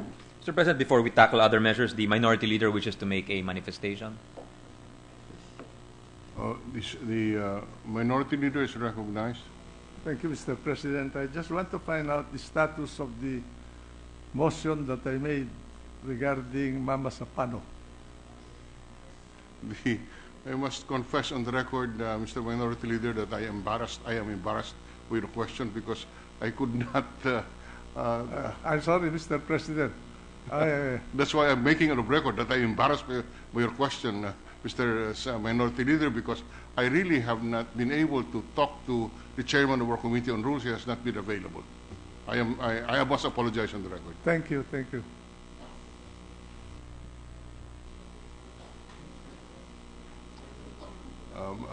Senator Angara, the acting Minority Leader, is once more recognized. 1 minute suspension, Mr. President. 1 minute suspension.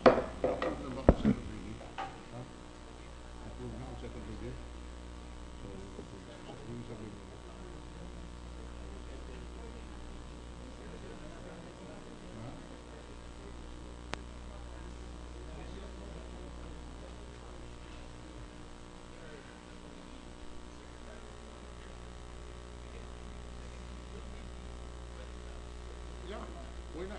I mean, is there any basic objective?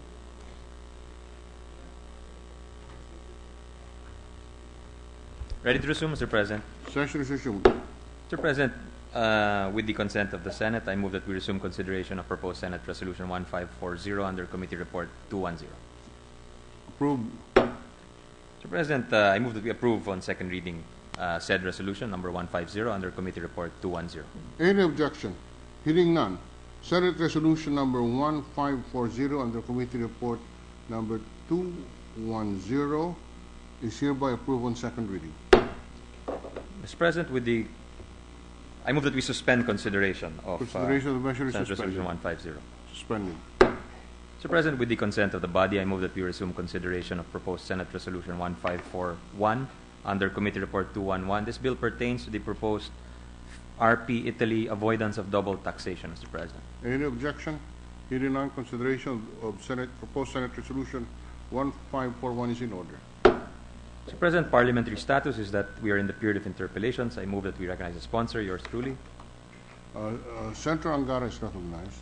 Mr. President, there are no members who wish to interpellate. I move that we close the period of interpellations. Any objection? Hearing none, approved. Mr. President, I move that we open the period of committee amendments.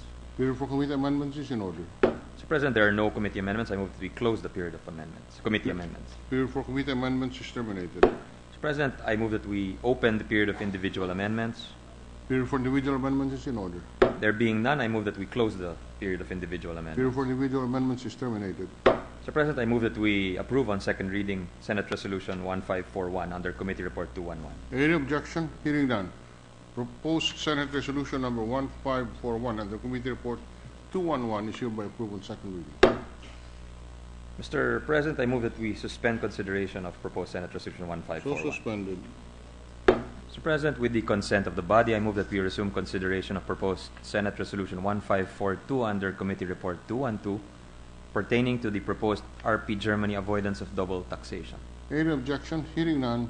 Consideration of proposed Senate Resolution 1542 is in order. Mr. President, parliamentary status is that we are in the period of interpellations. I move that I be recognized for sponsoring, Mr. President. So approved. Mr. President, there are no members who wish to interpellate. I move that we close the period of interpellations. Any objection? Hearing none. Period for interpellation is terminated. I move to open, Mr. President, the period of committee amendments. Committee amendments are in order. There being no committee amendments, I move that we close the same. Any objection? Hearing none. Approved. I move that we open the period of individual amendments. So opened. There are no such individual amendments. I move that we close the same, Mr. President. Any objection? Hearing none. Period for amendments on proposed Senate Resolution 1542 is terminated. Mr. President, I move that we approve on second reading proposed Senate Resolution 1542 under Committee Report 212. Any objection? Hearing none. Proposed Senate Resolution 1542 under Committee Report 212 is hereby approved on second reading. Mr. President, I move that we suspend consideration of proposed Senate Resolution So suspended. 1542. So suspended. Mr. President, I move that we suspend for a few minutes. Suspended for 1 minute. Sunny.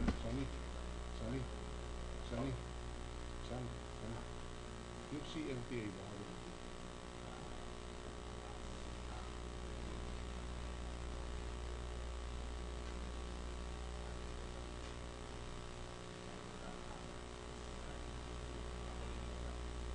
See you back.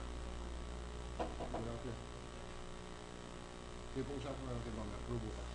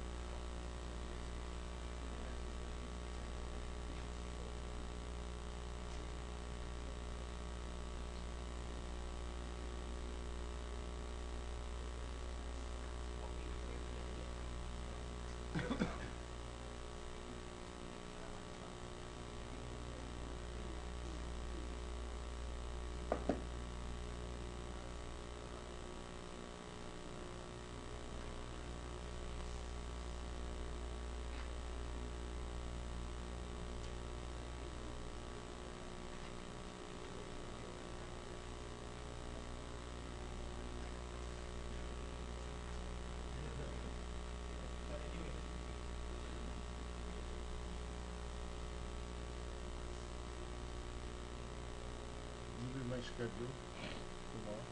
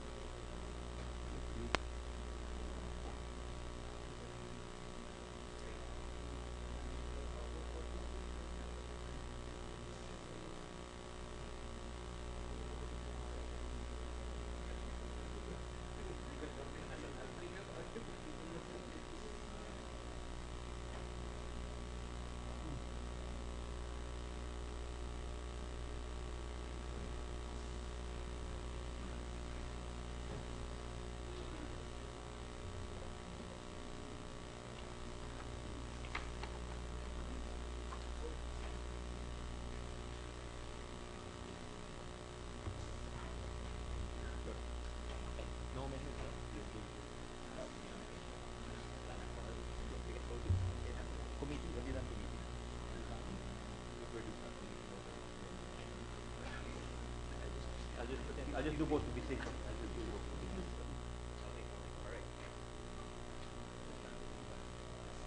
Yeah.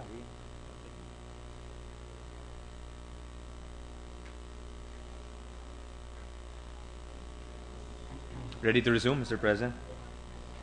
Session is resumed. Mr. President, with the consent of the body, I move that we resume consideration of Senate Bill 2987 under Committee Report 285. This is the bill on VAT exemption on raw sugar, Mr. President. Any objection? Hearing none, consideration of Senate Bill number 2987 under Committee Report 285 is in order. Mr. President, the parliamentary status of the measure is we closed the period of committee amendments last December 1. I thus move that we open the period of individual amendments. The period for individual amendments is in order. I move that we recognize the sponsor, Senator Osmeña. Senator Osmeña is recognized.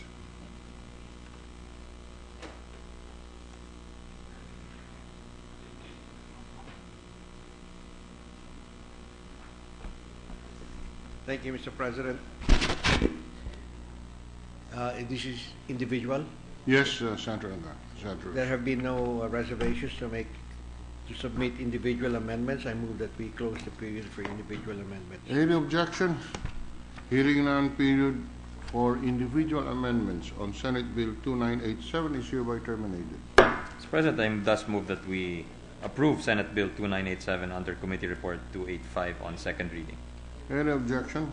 Hearing none, Senate Bill number 2987 under Committee Report 285 is hereby approved on second reading.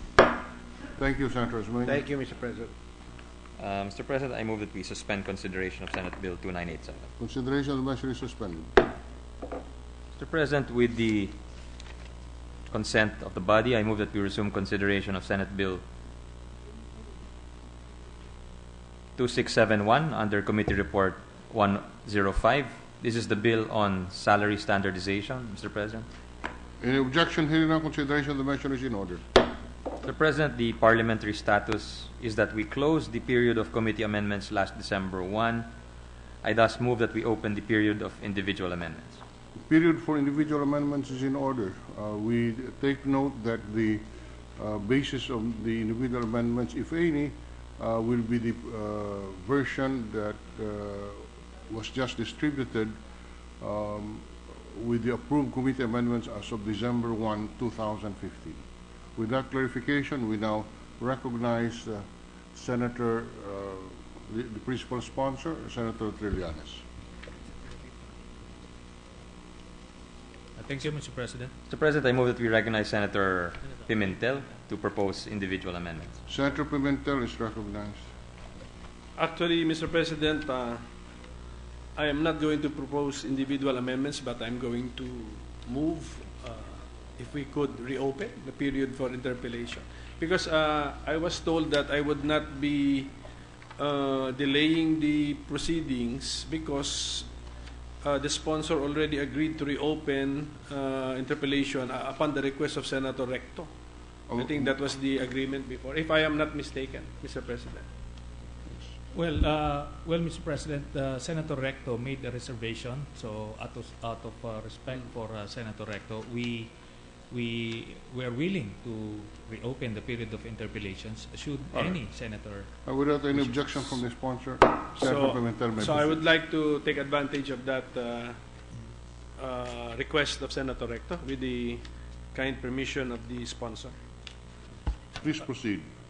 Given the very technical nature of the measure, we really need to ask some questions to help us understand the measure. Mr. President, Section 4 on coverage mentions contractual in the phrase contractual or casual, so they are covered. But Section 5, in the exclusions under paragraph C, there's also a mention of contracts of service. Is the contractual in Section 4 different from the contracts of service in Section 5C under exclusions? It's different, Mr. President. I believe Section 5 and paragraph C refers to the job order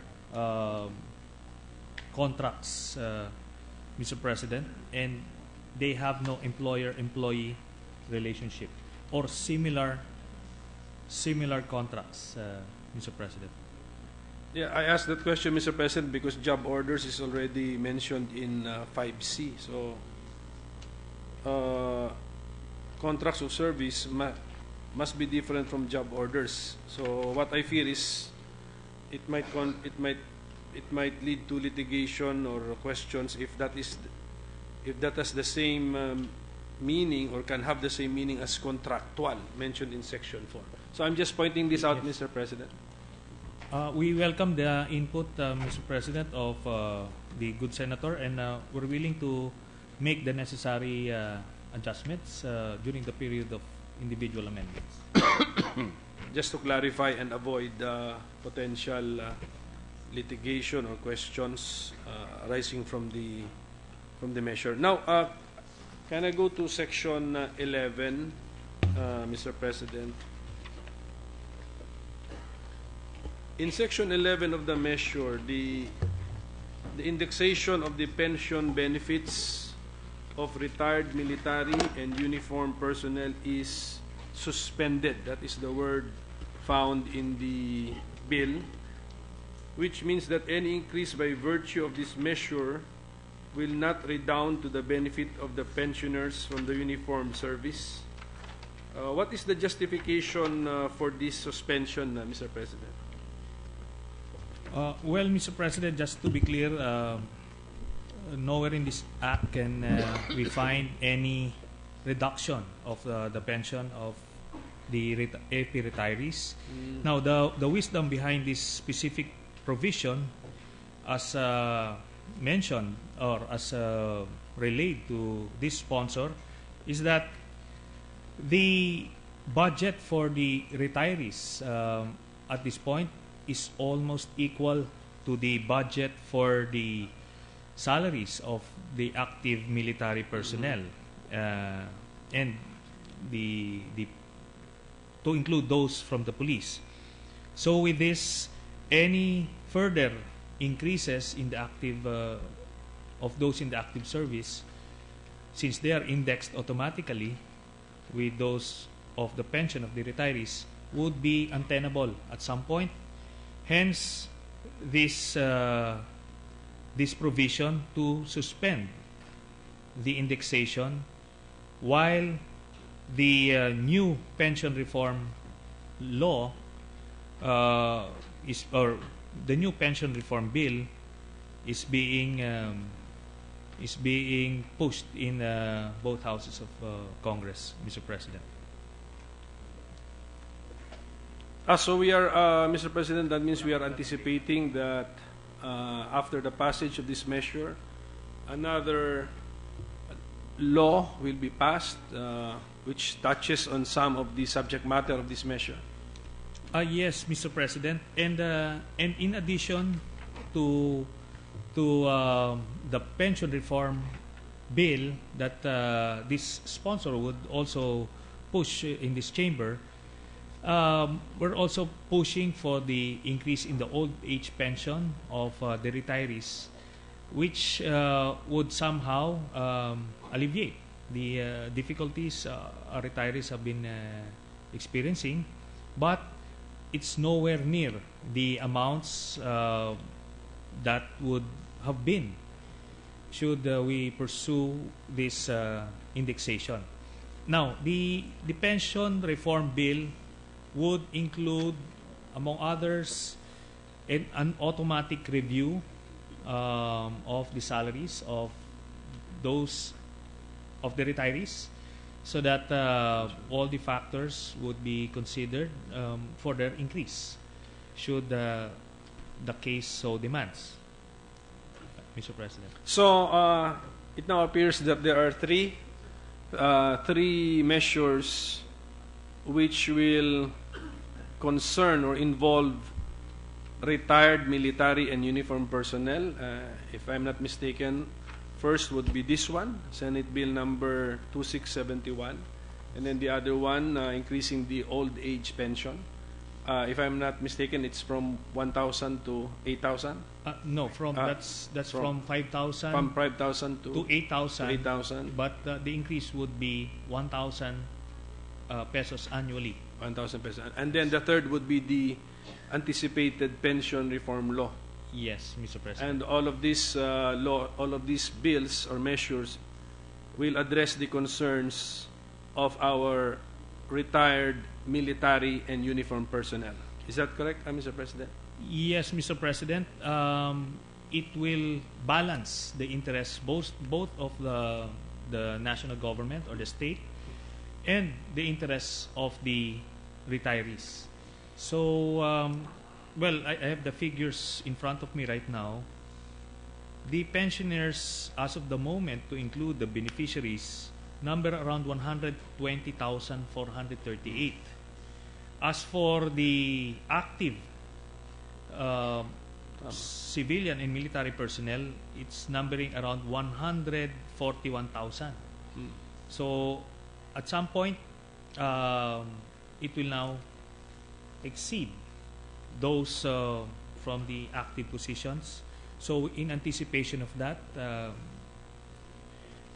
it is deemed necessary to suspend the indexation, Mr. President. That's correct, Mr. President. But the indexation of the pension of the already retired military personnel is provided in a certain law.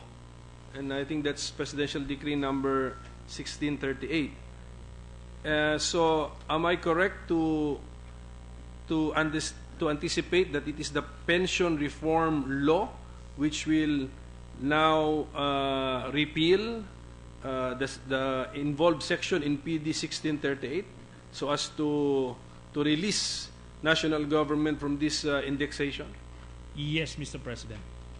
That's more permanent in nature, and that's why the wording in Section 11 is suspend, Mr. President. Okay, but is it proper or reasonable for us to pass a law on the basis of an anticipation that another law will be passed in the future? Well, this wording is not really in anticipate, or for that matter, while it anticipates a future law that will be passed, but for the time being, the indexation per se will be suspended. So, another question which comes to my mind is, can Congress suspend the application of a law? Mr. President? Yeah, I believe so, because our powers are plenary. The executive cannot suspend the effectivity of the law, but certainly that is within the prerogative of the Congress. Why are we not repealing the law? Well, because they may the beneficiaries may be prejudiced by that total repeal, and the intention is to reform the pension bills or the pension laws of these retirees, which are the cost of which are spiraling every time we have a new salary standardization law. That's how I understand the proposal to be. Thank you for that input, Mr. President, but we will continue our study on my question on whether or not Congress can pass a subsequent law which suspends a section of an earlier law. Yes. Because I have my doubts, Mr. President, because either if we have changed our minds, then we abandon the policy incorporated in the earlier law. And which is what I think the pension reform bills are intending to do. But they are not yet law, Mr. President. Well, we... Okay, anyway, I just put my question on the record, into the records, Mr. President. Now, the highest pay grade is that of the President at salary grade 33. Considering that there are 3 co-equal branches of government, should not the heads of the other co-equal branches be on the same pay grade as the President? Well, Mr. President, we're just following the template of the previous salary standardization laws, wherein the salary grade 33 is reserved for the President. But I totally follow the logic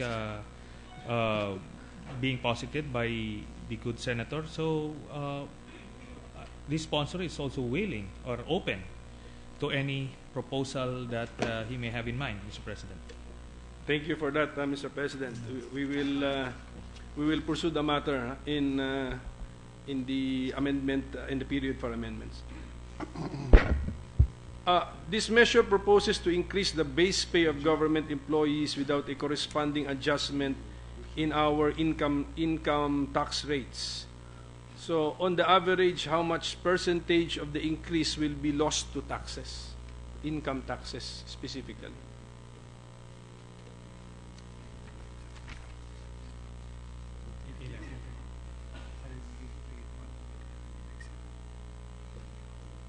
I move to suspend, Mr. President. Suspended for 1 minute.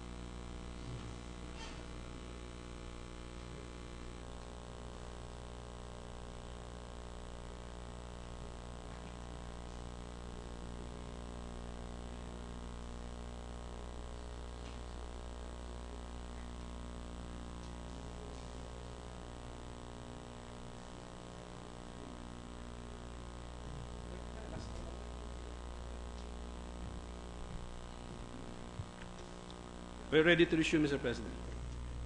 Ready to resume. Session is resumed. Mr. President, regarding the question of the good senator, it's unfortunate that the resource persons are not around at the moment, but this sponsor will undertake that the specific information that Senator Pimentel asked for will be submitted to his office at the latest tomorrow afternoon, Mr. President. Thank you, Senator. Thank you for that, Mr. President. Well, anyway, Mr. President, I was just really emphasizing that the need for us to review and revisit our income tax rates, because that it might render nugatory the objective of giving our government employees more take-home pay if we bring them up to the highest bracket, and then the tax rates would be higher. So it might be in the take-home pay, the increase in the net take-home pay might be negligible. Anyway, that's my point, Mr. President. And then, of course, on behalf of the retired military personnel, I would like to ask the sponsor to review and revisit the last paragraph of Section 11, because there is an existing provision of law entitling them to an automatic adjustment in their pensions. So if that is the root of a problem, then maybe it is time for us to address the truth and not to employ a device called suspension, which to my mind may be constitutionally or questionable, or its validity is questionable. That's all, Mr. President. Thank you for the time, Mr. Sponsor. Thank you. Well, Thank Mr. you. President, I totally agree with with the concern of Senator Pimentel, and we will endeavor to address all of his concerns by expediting the proposed pension reform bill, Mr. President. Move to suspend. Majority Leader? Mr. President, I move that we suspend consideration of Senate Bill 2671 under Committee Report 105. Consideration of the measure is suspended. Mr. President, I move for an additional reference of business.